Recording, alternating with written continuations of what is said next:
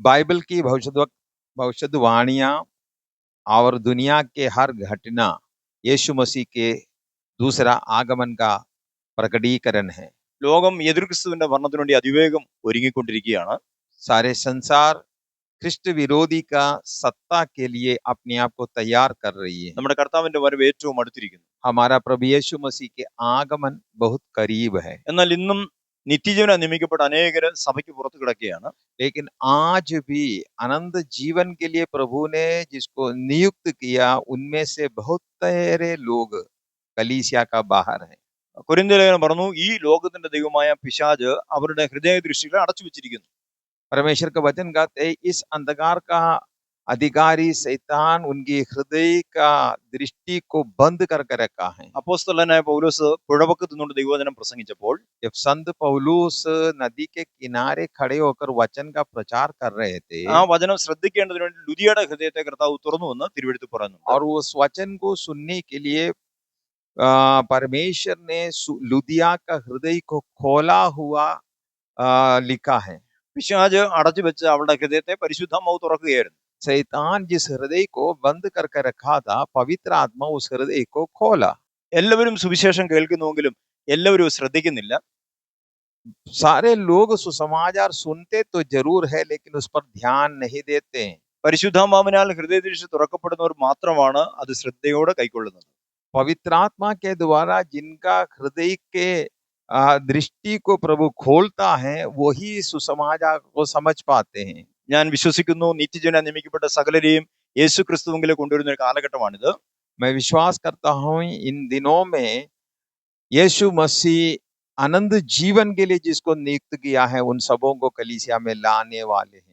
കാരാഗ്രഹത്തിൽ ദൈവത്തിന്റെ മഹത്വം വെളിപ്പെട്ടു എന്ന് അപ്പോസ്തലപ്രവൃത്തി 16-ാം അധ്യായത്തിൽ പറയുന്നുണ്ട്. प्रेरितों का काम 16वां अध्याय में हम लोग देखते हैं बंदी गृह में किस प्रकार परमेश्वर का महिमा प्रकट हुआ। അങ്ങനെ ഒരു ദൈവ സാന്നിധ്യം അവിടെ ഇറങ്ങി വന്നപ്പോൾ അവരുടെ ബന്ധനങ്ങൾ അഴിഞ്ഞു. इस प्रकार परमेश्वर की उपस्थिति उनका बीच में होने से उनका बंधन खुल गया। കാരാഗ്രഹ പ്രമാണി വെളിച്ചം ചോദിച്ചു ഓടി അകത്തേക്ക് കൂടി വരികയാണ്. बंदी गृह का अधिकारी ज्योति ढूंढ कर अंदर आ रहा है। കർത്താവിന് വാഹനമേറുവാനുള്ള കഴുതക്കുട്ടിയെ അഴിച്ചു കൊണ്ടുവരുവാൻ കർത്താവ് ശിഷ്യന്മാരോട് പറഞ്ഞു. यीशु मसीह ने कहा कि जाओ और उस गदही और उसके बच्चे को खोल कर ले आओ जिस पर मुझे सवार होकर അവര് जाना है। അതിനെ അഴിച്ചുകൊണ്ട് വന്നു. യേശു കർത്താവ് വാഹനമേറി. और यीशु की आज्ञा के अनुसार वो लोग उस गदही और बच्चे को लेकर आया। यीशु उसी पर यात्रा शुरू किए।